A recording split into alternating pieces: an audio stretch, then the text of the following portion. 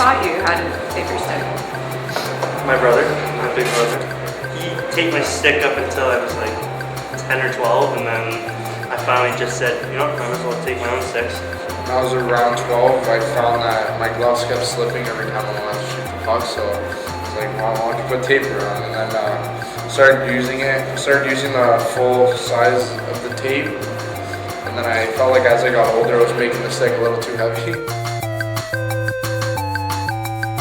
Take the tape and just kind of twirl it around, and then it creates these little rivets or whatever you want to call it. And I guess it just makes it more so it doesn't slide around as much as in your hand. I split the tape in half for the top and off, and then I go around about 7 or 8 times, and then I tape it all the way down with regular tape, and then I put the grip over, and I seal it with this bottom link strip.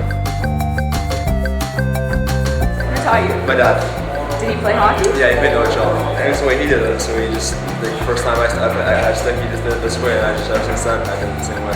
Some of the other guys, Connor Hicks and stuff, they all me to switch up and use the grip tape because he's always trying to tape my stick and stuff. But I'm pretty superstitious, so I just try to stick with the same thing.